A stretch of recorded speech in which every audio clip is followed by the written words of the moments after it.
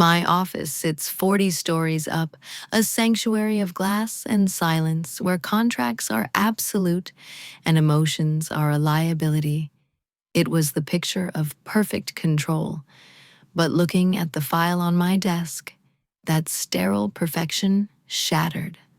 I'm Nicole Evans, and while I wear the suit of a successful agent inside, I'm still the teenager kicked out into the freezing rain because my father thought I lacked value. He claimed his business needed hands for work, not a daughter with a head for dreaming. Now that same business is bankrupt, and I'm the one holding the deed. Like, share, comment, and subscribe to our channel. We always appreciate the time you spent here with us. Let me tell you how I went home to collect a debt that money couldn't pay. My office sits on the 42nd floor, a glass box suspended in the sky far above the grit and noise of the city. From up here, the people below are nothing more than ants navigating a concrete maze, and the traffic is just a silent stream of red and white lights. It is sterile. It is quiet. It is exactly the way I designed my life to be. I am a surety claims agent. It is a title that sounds dry, perhaps even boring to those who don't understand the nature of obligation. But in the construction world, I am the person you never want to meet. I am the closer. When a contractor makes a promise they cannot keep, when the money runs out, when the foundation cracks, when the deadline passes, the insurance company sends me. I don't deal in excuses or sympathies.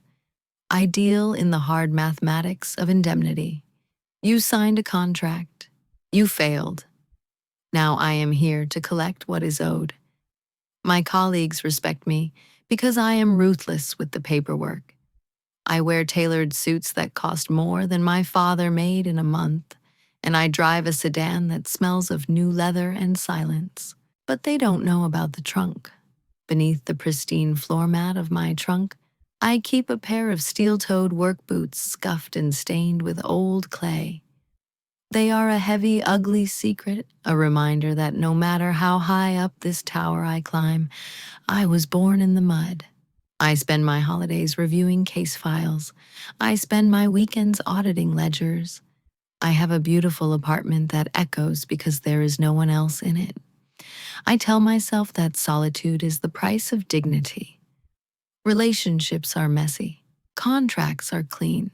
If you don't rely on anyone, you can never be betrayed. I learned that lesson on a Tuesday night in November 10 years ago, in a kitchen that smelled of fried onions and sawdust. The memory is not a movie I watch. It is a physical weight I carry. I was 19. I was sitting at the laminate table, my hands folded over a community college application. The heating vent was rattling, fighting a losing battle against the autumn chill seeping through the walls. My mother stood by the stove, her back to me, pushing onions around a skillet with a wooden spoon. She was always moving, always working, yet somehow always vanishing into the background. My father sat opposite me. He was a man made of calluses and concrete dust. He didn't look at me. He looked at his hands, which were wrapped around a mug of black coffee. Leaning against the counter was my brother Caleb, 2 years older, with a smile that always looked like he knew a joke I didn't get. "We need the room, Nicole," my father said. His voice wasn't loud. That was the worst part. It was matter of fact, like he was discussing the price of lumber. "I can sleep on the couch," I had pleaded, my voice trembling. "Just until I finish the semester. I'm working shifts at the diner. I'll pay rent." My father finally looked up. His eyes were hard, devoid of the warmth a parent is supposed to have for a child. He shook his head. "It's not about the rent. It's about the business. Evans & Son is expanding. Caleb needs an office. He needs focus." He gestured toward my brother with a nod of pride. "Caleb has hands for work. You see that he builds things. You have a head for daydreaming. You're always in a book, always somewhere else. We need the space for the future, for the men who do the work. I looked at my mother. I willed her to turn around. I begged her with my silence to drop the spoon and say, "No, this is our daughter. She stays." She didn't turn. She just kept scraping the onions, the shh, shh of the spatula filling the terrible silence. "You're 19, my father said, standing up to signal the conversation was over. "Sink or swim, it'll make you tough." They gave me an hour. I packed my life into 2 black trash bags, my clothes, my few books, my toiletries. When I walked to the front door, Caleb didn't move from the counter. He just took a sip of his soda watching me, with that smirk the heir apparent watching the usurper exiled. My father handed me a $50 bill. He held it out like he was paying a day laborer he never intended to hire again. "Don't come back begging," he said. "We have a reputation to maintain." I took the money because I had no pride left to salvage. I walked out into the night. It had started to rain, a freezing, stinging rain that soaked through my thin jacket in seconds. I dragged those trash bags 3 miles to the bus station, the plastic stretching and tearing my hands numb with cold. I didn't cry until I was on the bus. And even then, I did it silently, pressing my face against the cold glass so no one would see. That night, I swore an oath on my own soul I would starve before I asked them for help. I would die before I let them see me weak again. 10 years later, the intercom on my desk buzzed, snapping me back to the sterile safety of the 42nd floor. "Ms. Evans," my assistant's voice filtered through. "The courier just dropped off the priority files. There's a red flag default in Riverton. The director wants to assign it to the junior associate, but he needs your sign-off." Riverton. The name caught in my throat. I walked to the reception desk. The file lay there thick and ominous. A red tab stuck out from the side, indicating a bond in excess of $1 million. I opened the cover. Principal Evans and Son Construction, Project Riverton Municipal Library Extension, status default, insolvent. My heart hammered against my ribs, a sudden violent rhythm. I read the summary. They were 60 days behind schedule. The bond was being called. Under the indemnity agreement, the contract my father would have signed with his arrogant, steady hand, they were personally liable. If the surety had to pay out, my parents would lose the business. They would lose the equipment. They would lose the house with the kitchen that smelled of onions. "The director thought you might want to recuse yourself," the assistant said, gently, noticing my pale face. "Since it's local to your hometown, he can send Mark down there." I stared at the paperwork. I saw the signature at the bottom. Robert Evans. It was shaky, weaker than I remembered. I thought of the rain. I thought of the trash bags. I thought of the $50. "No," I said. My voice was steady, surprising even me. I reached out and closed the file, tucking it under my arm. It felt heavy, like a weapon. "Tell the director I'll handle the seizure personally." I walked back to my office to get my coat. I wasn't going there to save them. I told myself I was going there to do my job.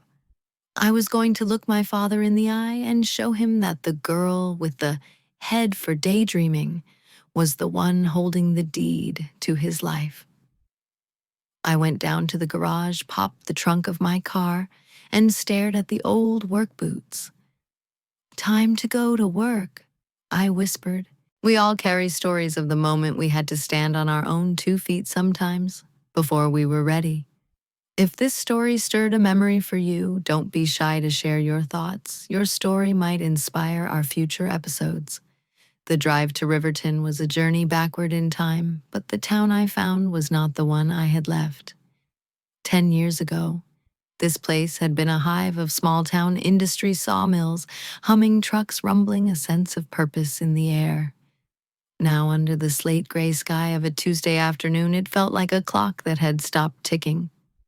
The Main Street storefronts were half empty, their windows dusted with the grime of neglect. I drove my sedan past the turnoff for my childhood home. I didn't look. I kept my eyes fixed on the GPS coordinates for the municipal site. The Riverton Library Extension was meant to be the crown jewel of the county's revitalization plan. As I pulled up to the perimeter fence, however, I saw only a wound in the earth. The site was a quagmire. Days of relentless rain had turned the excavated ground into a soup of heavy, sucking mud. There was no movement, no roar of excavators, no shouting of foremen, no rhythmic banging of hammers, just the hiss of the rain hitting standing water.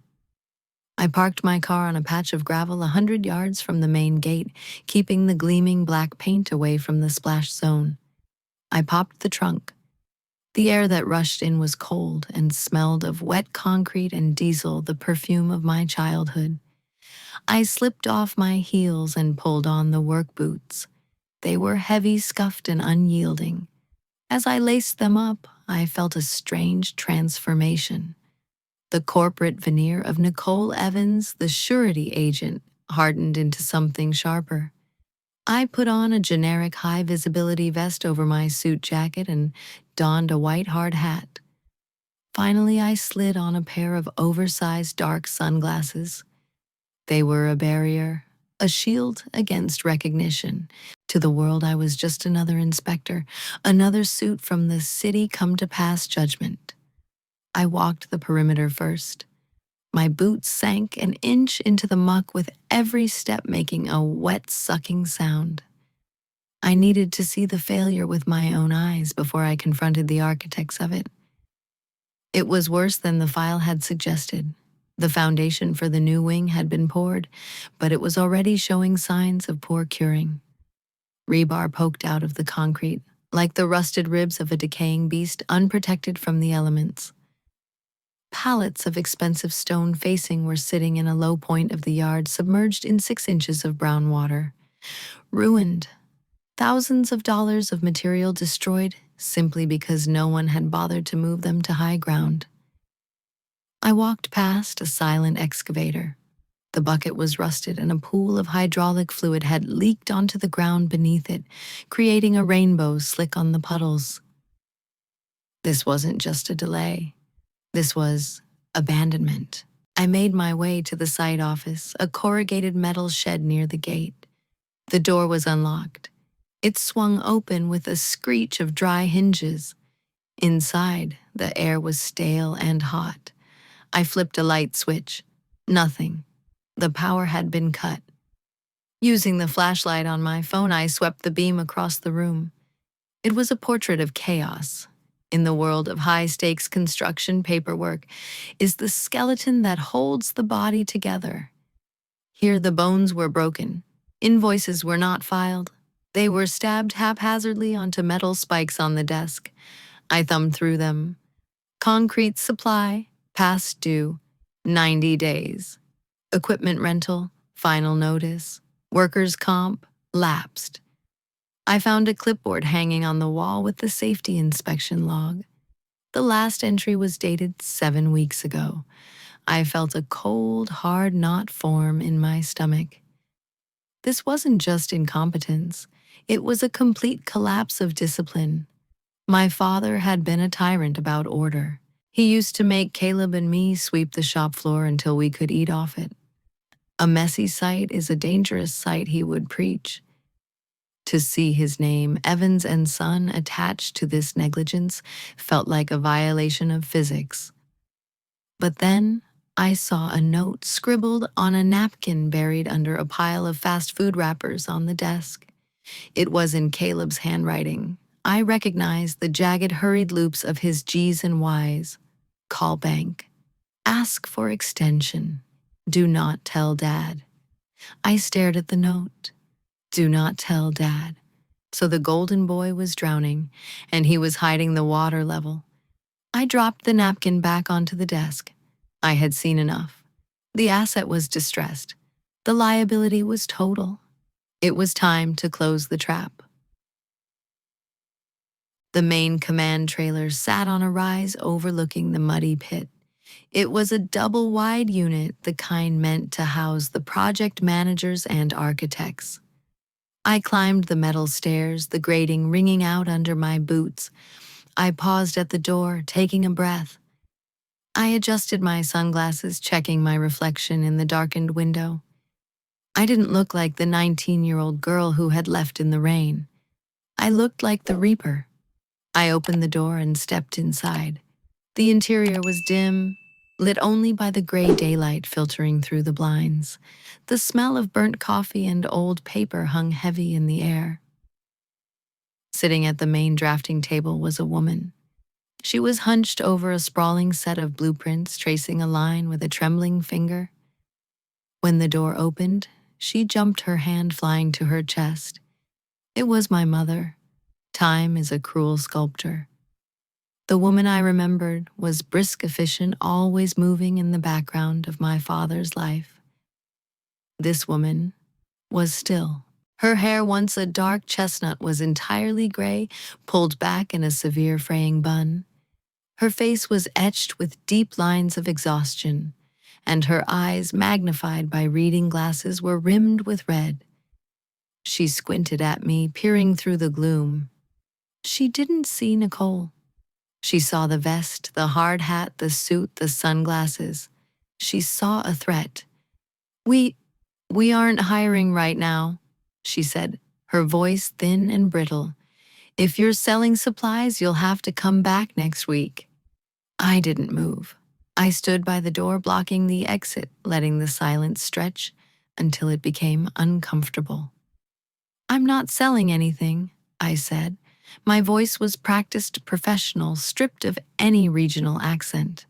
"I'm Miss Evans from the surety." She blinked, confused. The name Evans didn't trigger a recognition of kin. It was a common name, after all. Instead, the word surety hit her like a physical blow. She slumped slightly in her chair. "Oh," she whispered, "the insurance company." "The bond issuer," I corrected. I walked forward, stopping at the edge of the desk. I didn't offer my hand. "We received a notice of default from the municipality this morning. I am here to conduct a preliminary asset inventory and assess the liquidation value of the equipment." My mother scrambled to stand up, knocking over a cup of pencils. They clattered across the floor, but she didn't look down. "Liquidation? No, there must be a mistake. We haven't quit. We are just experiencing a supply chain delay. It's the weather. You see the mud." "I see the mud," I said coldly. I also saw the unpaid invoices in the site office, and the lapsed insurance policies, and the ruined stone in the yard. She gripped the edge of the drafting table, her knuckles white. "We can fix it. We just need a little more time. My husband, he's been in this business for 40 years. We have never defaulted. Never." "The contract doesn't care about history, Mrs. Evans. It cares about completion." I pulled a folder from under my arm and laid it on the table. "Where is the project manager listed on the bond, Caleb Evans? I need to speak with him immediately." My mother flinched. Her eyes darted to the closed door of the back office, then to the window, then back to me. She was a terrible liar. He is out," she stammered. "He's securing materials, specialized bricks. He had to drive to the next state over. He'll be back. Soon." "Soon," I pressed. "Today? Maybe tomorrow?" she said, her voice barely a whisper. "But my husband is here. He is supervising the north wall. I don't need the supervisor. I need the signatory." I leaned in, looming over the desk. "You are 60 days behind, Mrs. Evans. The penalties are accruing at $5,000 a day. Every hour you lie to me is costing you money you clearly don't have." "I'm not lying," she cried out, a flash of desperate pride igniting in her eyes. "We are honest people. We are just, we are stuck. She looked at me, then really looked at me, searching for a shred of sympathy. She saw none. Behind my dark glasses, I was analyzing her desperation with the cold detachment of a surgeon. She tried a different tactic. Her shoulders slumped and she gestured to a stained coffee pot in the corner. Please, sit down. Can I get you a coffee? It's fresh. It's cold out there. You must be freezing. The offer hung in the air, a pathetic reflex instinct of hospitality from a woman whose world was crumbling. It was the same kitchen table instinct she had when she fried those onions, staying silent while I was banished. I don't want your coffee, I said. I opened the folder, revealing the red-stamped seizure order. I want the keys to the equipment, Mrs. Evans. I want the site logs, and I want to know exactly where the operating capital went, because looking at this site, it certainly didn't go into the ground. My mother trembled. She looked small, defeated, and utterly alone. We have 24 hours, I said, delivering the final blow. If the project manager is not here by tomorrow morning to explain this deficit, I will lock the gates. I will seize the machinery. And under the terms of your indemnity. I paused, letting the words hang like a guillotine blade. We will initiate foreclosure proceedings on your personal residence to recover the loss. She covered her mouth with her hand, a stifled sob escaping her throat. She sank back into the chair, the fight draining out of her. I watched her crumble. 10 years ago, I had walked away with nothing but trash bags and my dignity. Now I stood in a tailored suit, holding the power to take everything they had. I told myself this was justice. I told myself this was the natural consequence of their arrogance. But as I watched my mother weep into her hands, the satisfaction I expected to feel was cold, heavy, and tasted remarkably like ash. Sometimes, seeing the people who hurt us, stripped of their power, doesn't bring the joy we expect, it just reveals the tragedy beneath.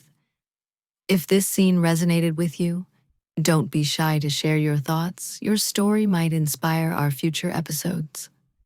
The silence in the trailer was not the silence of peace. It was the suffocating vacuum that precedes an explosion. My mother's sobbing was soft, a rhythmic wet sound that grated against my nerves. I stood over her, the file in my hand, feeling less like paperwork and more like a verdict I had been waiting 10 years to deliver. Please, she whispered, wiping her nose with the back of her hand, smearing ink across her cheek. You don't understand. We have equity in the house. We can secure a bridge loan. We just need a signature to release the hold.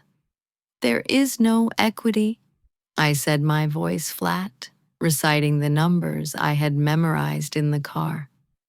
I ran the title search this morning. You have a second mortgage on the house and a lien on the shop. You are leveraged to the hilt, Mrs. Evans.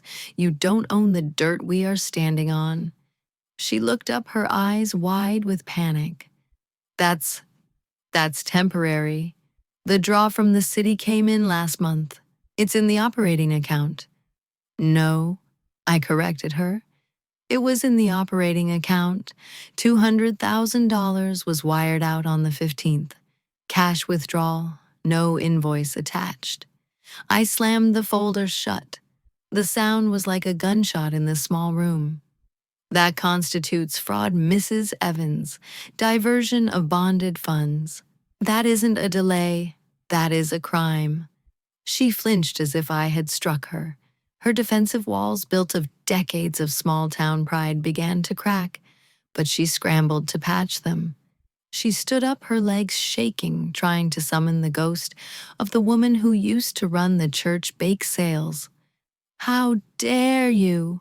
She hissed, her voice trembling, but gaining volume. You come in here with your city suit and your fancy words. You don't know us. We are honest people. We have never taken a dime that wasn't ours. We built half the schools in this county. We are the Evans family, the Evans family, I repeated, tasting the bitterness of the name. The pillars of the community, the people who value hard work above all else. Yes, she cried, clutching the crucifix necklace she always wore. We have dignity, we have standing. I don't know who you think you are to walk in here and treat us like criminals. I know exactly who I am. I cut in my voice, dropping an octave deadly quiet. And I know exactly who you are. I reached up and pulled the dark sunglasses from my face. I tossed them onto the drafting table. They skittered across the blueprints and fell to the floor. Next, I took off the hard hat, letting my hair fall loose around my shoulders. I stared at her. I waited. The trailer was dim, but the recognition was a slow dawning horror. She squinted, her breath hitching in her throat. She looked at my eyes the same shape as hers. She looked at the set of my jaw the same stubborn line as my father's. Nicole, she breathed. The word was barely audible, a ghost escaping her lips. I didn't smile. I didn't soften. Hello, Mother. She took a step back, her hand flying to her mouth. Nicole, is it really you? I go by Ms. Evans now, I said coldly. It's the name on the seizure order. But you work for the surety. I run the department, I said. I am the one who decides who keeps their business and who loses their home. And right now, I am looking at a ledger that tells me you are insolvent. She reached out her hand, trembling in the air between us, as if she wanted to touch my face, but was afraid I would burn her. 10 years. We didn't know where you were. You never called. You never wrote. I was busy, I snapped. I was busy finding a place to sleep that wasn't a bus station. I was busy putting myself through school while working double shifts, proving that having a head for daydreaming was worth something after all. The reference to my father's dismissal hit her hard. She slumped against the filing cabinet. Nicole, please. We did what we thought was right. It was a different time. The business, I interrupted, stepping closer, closing the distance until I could smell the stale coffee on her breath. That's all it ever was, wasn't it? The legacy, the name. You threw me out like trash to make room for the heir. You gave me $50 and 2 garbage bags. Do you remember the date, November 14th? It was raining then, too. I tapped the file on the desk with a manicured fingernail. Today is November 14th, exactly 10 years later. And now I'm here to collect a $1.2 million debt. The universe has a sense of humor, doesn't it? You're doing this for revenge, she whispered, tears spilling over her cheeks again. You came here to destroy us because we hurt you. I came here to do a job, I shouted, the professional mask finally slipping, the wounded teenager roaring to the surface. I deal in facts, and the fact is you are in default. Now where is he? I spun around, scanning the room as if he were hiding in the walls. Where is Caleb? Where is the golden child? I want him to look me in the eye and tell me how he spent $200,000 while the foundation rotted. Bring him out here. I want to see the hands for work sign the bankruptcy papers. I expected him to walk through the door arrogant and defensive. I wanted it. I craved the moment I could look at my brother, the usurper, and tell him he was a failure. But the door didn't open. Instead, my mother let out a wail, a sound of pure, unadulterated heartbreak that stopped me cold. She slid down the front of the filing cabinet until she was sitting on the dirty linoleum floor, burying her face in her knees. He's not here, Nicole, she sobbed. He's not here. Stop lying, I demanded, though my confidence wavered at the sound of her grief. The note on the desk. He said not to tell Dad.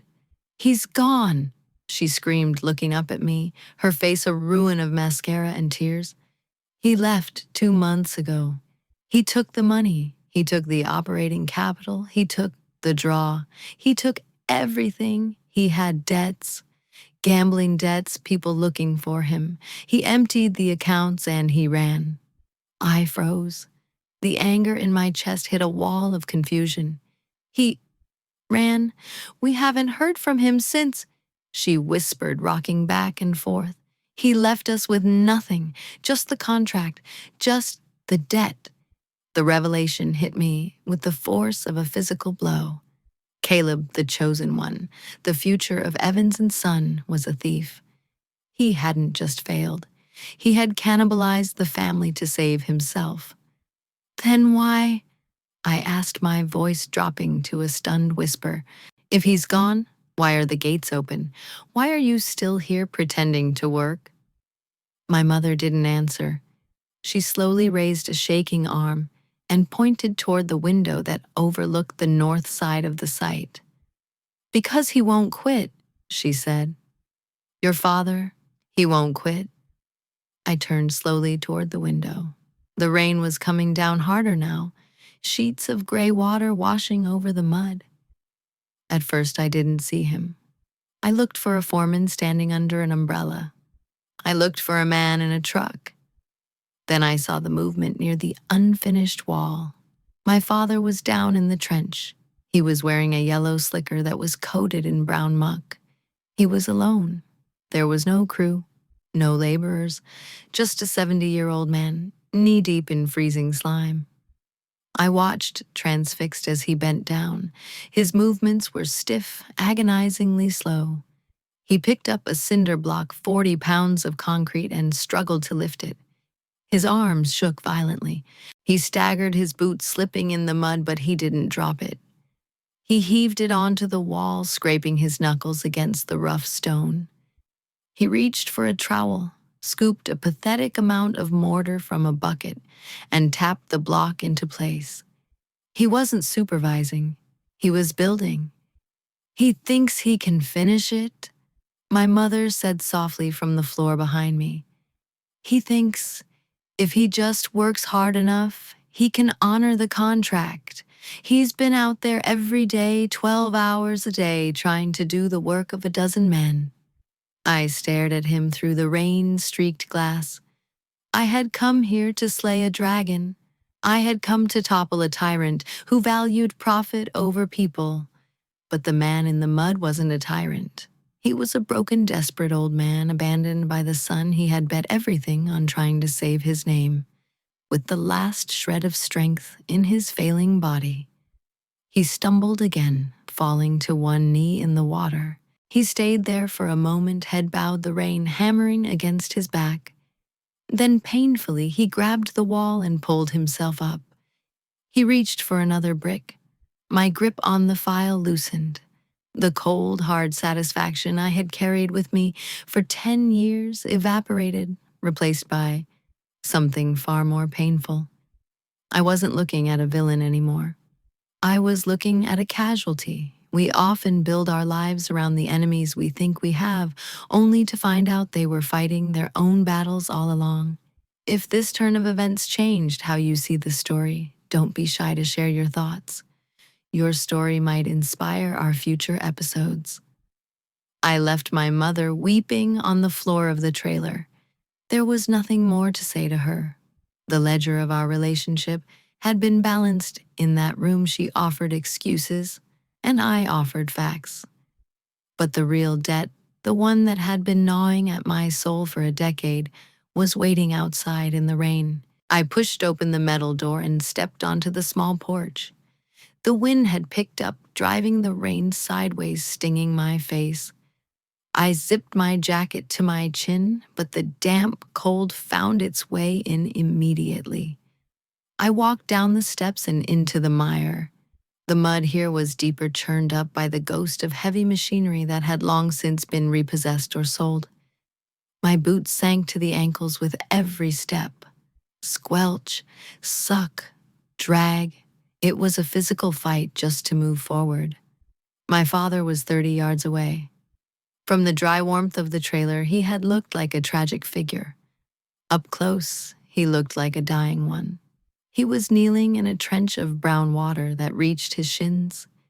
His yellow slicker was torn at the shoulder, revealing a stained flannel shirt underneath. His movements were agonizingly slow. He held a trowel in a hand that shook so violently the gray mortar spilled off the blade before he could slap it onto the cinder block. He didn't hear me approach, over the drumbeat of the rain. I stopped 5 feet away. I just watched him.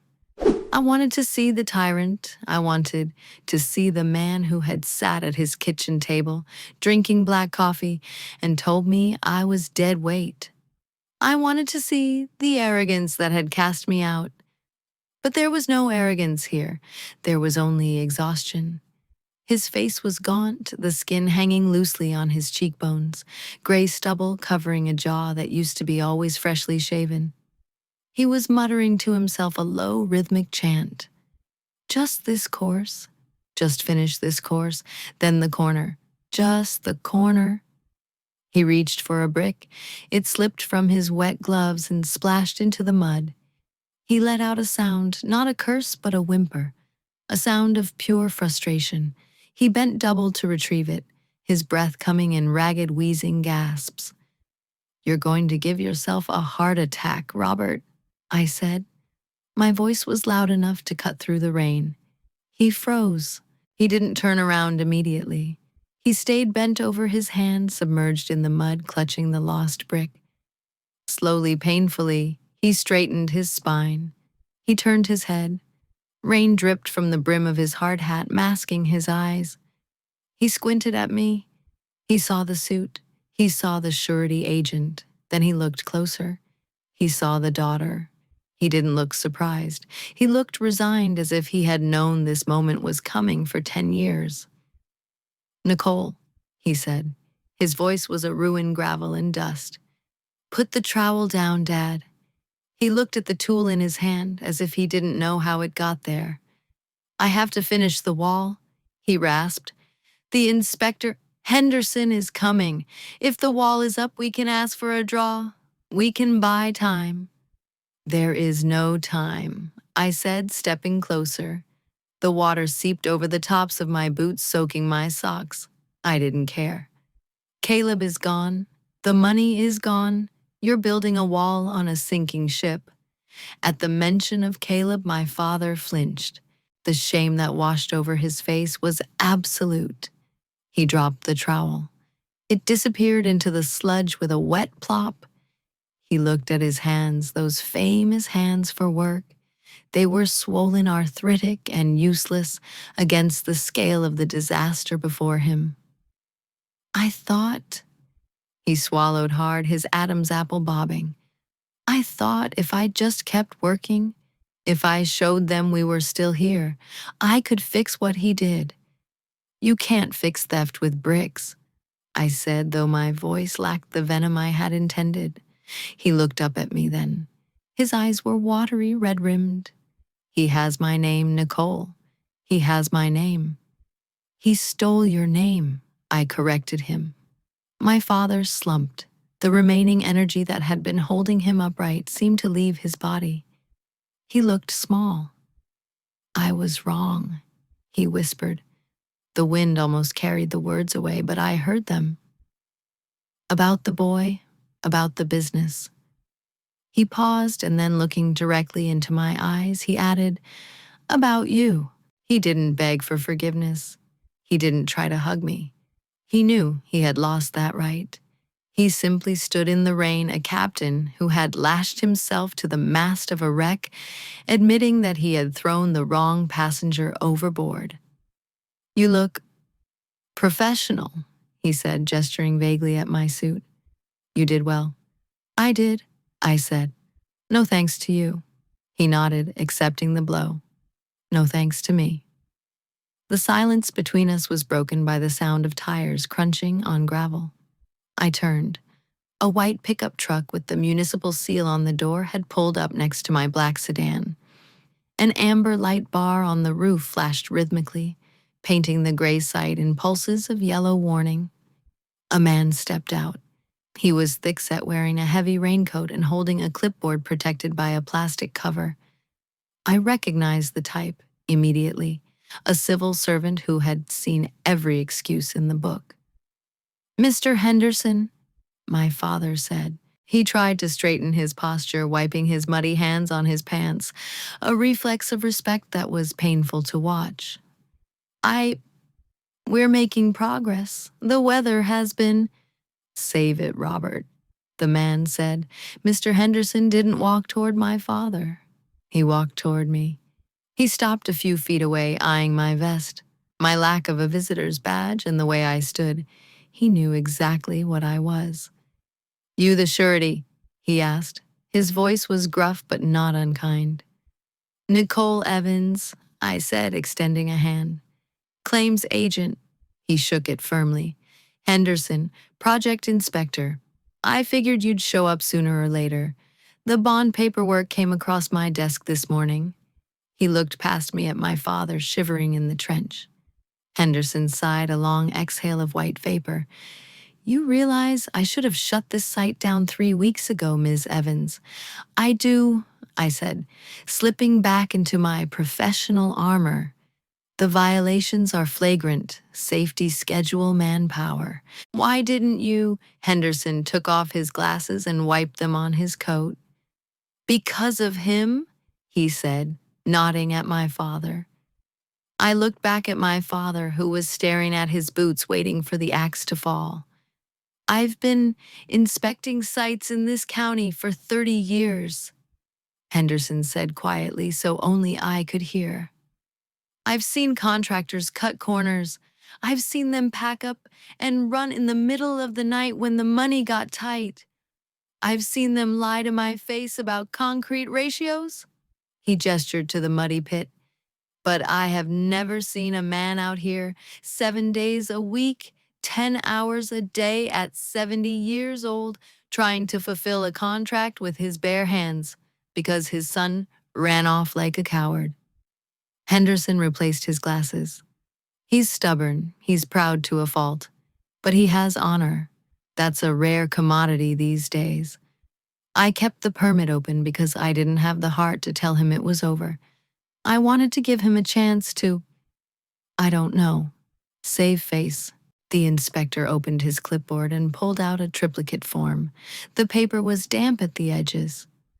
"But I can't hold back the city council anymore," Henderson said. He handed the paper to me. It was a stop work order, effective immediately. "I have to file the final violation notice tomorrow morning at 8:00 a.m., he said. "Once I file this, the default is official.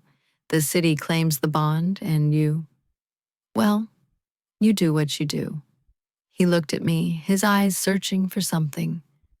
"Unless you work a miracle, Ms. Evans," he added. "It ends tomorrow."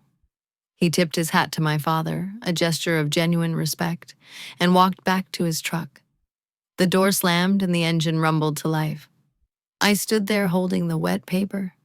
The weight of it was immense. In one hand, I held the power to vindicate my past. I could let the clock run out. I could file the paperwork, liquidate the assets, and walk away. It was legal. It was justified. It was exactly what the old Nicole, the one who cried on the bus, would have wanted. But the new Nicole was standing next to a man who had broken himself trying to keep a promise. The inspector had seen dignity where I had only seen failure. My father looked at me. He didn't ask what the paper was. He knew. "It's over, isn't it?" he asked softly. I looked at the paper. I looked at the wall. I looked at the man who had taught me that contracts were absolute, even as he failed to uphold this one. "Go inside, Dad," I said. "Get out of the rain." Sometimes it takes a stranger's eyes to help us see the people we think we know best. Mr. Henderson saw honor, where Nicole saw only waste. If this moment changed your perspective, don't be shy to share your thoughts. Your story might inspire our future episodes. I sat in the driver's seat of my sedan, the engine idling silently. The leather was warm, the climate control set to a perfect 70 degrees, but I couldn't stop shivering. On the passenger seat next to me lay the stop work order. It was just a piece of paper damp at the edges, but it weighed as much as a guillotine blade. All I had to do was drive away.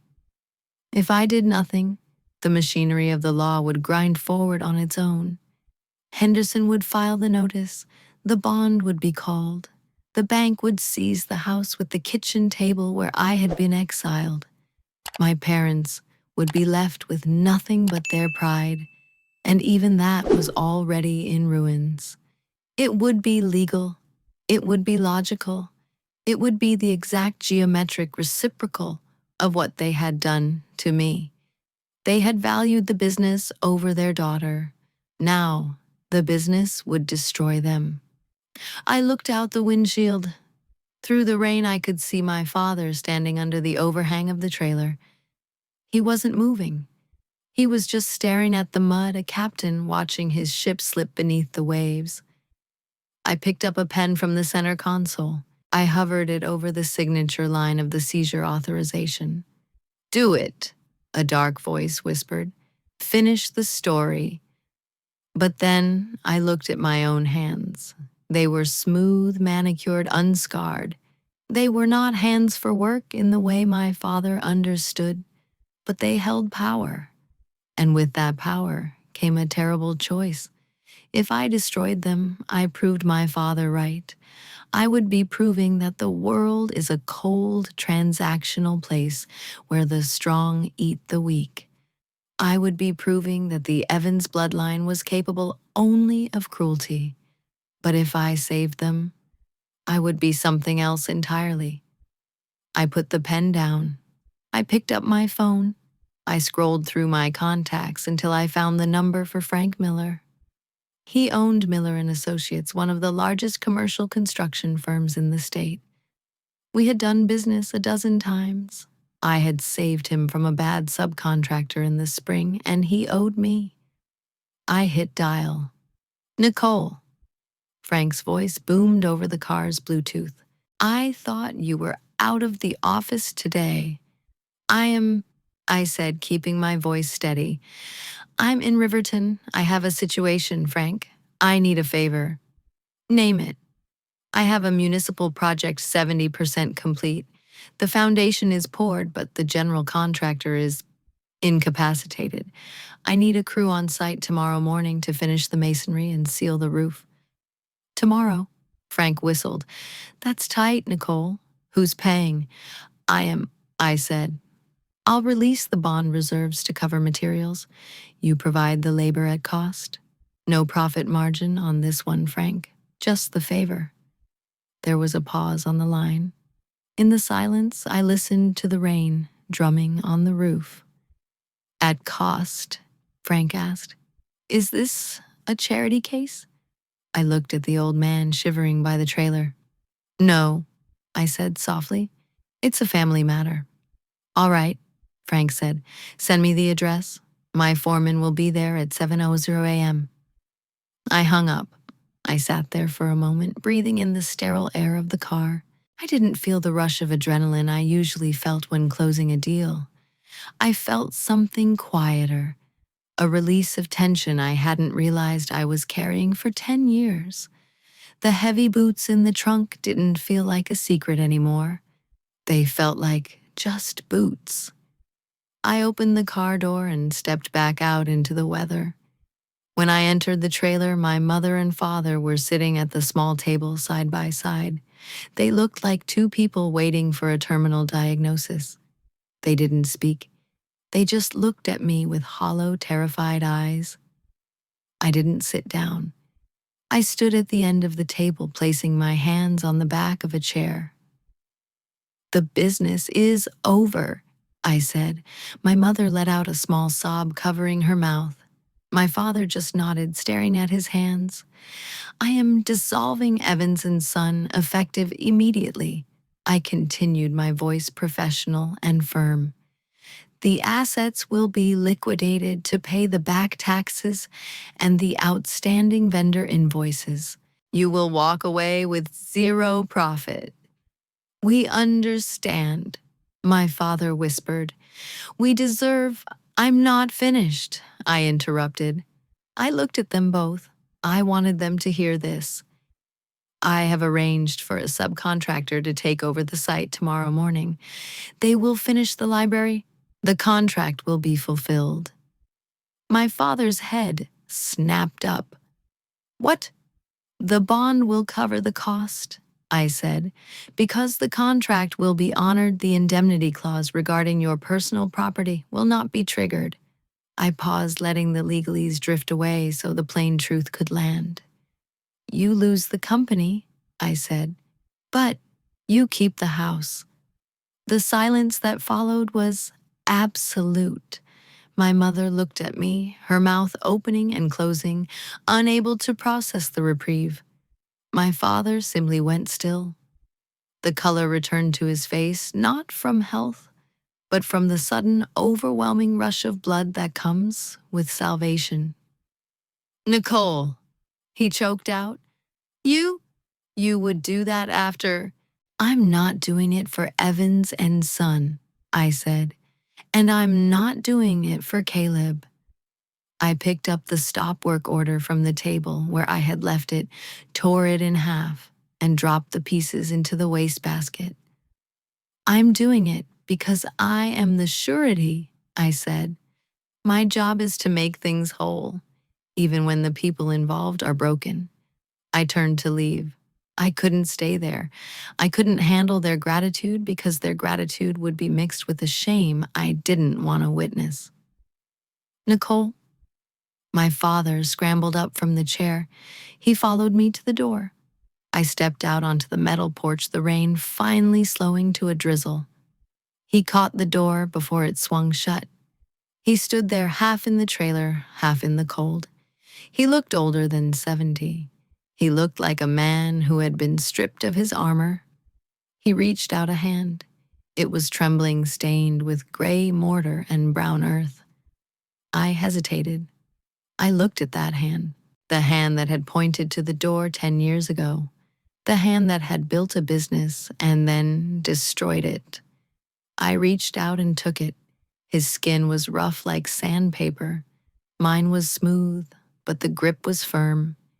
He squeezed my hand, holding on, as if I were the only solid thing in a liquid world. You have good hands, he whispered, his voice breaking. They get the job done, I said. I pulled my hand away. Goodbye, Dad. I walked down the steps and across the muddy lot to my car. I didn't look back. I didn't need to. I knew he was watching me, finally seeing the daughter he had thrown away. As I turned the key and pulled onto the highway, leaving the mud and the gray sky behind, I realized something. I had thought that strength was the ability to endure pain. But as the miles put distance between me and the past, I understood that true strength is the ability to stop the pain from traveling further. I had broken the cycle. I had balanced the ledger. And for the first time in 10 years, as I drove toward the city skyline, the road ahead didn't look like an escape route. It just looked like the way home. We often believe that justice means giving people exactly what they deserve. But sometimes, the most powerful choice we can make is to give them what they need, not for their sake, but for our own peace. If Nicole's choice resonated with you, don't be shy to share your thoughts. Your story might inspire our future episodes. Nicole broke the cycle by choosing compassion over cruelty. Have you ever faced a similar choice between revenge and mercy with your own family? Don't be shy to share your thoughts. Your story might be the inspiration for our future episodes. We read every single comment. We truly appreciate you being here. There are even more captivating stories waiting for you right on your screen. Please click one now so you don't miss the ending. I look forward to seeing you in the next video. This has been a story from Revenge Radiance. We'll see you next time.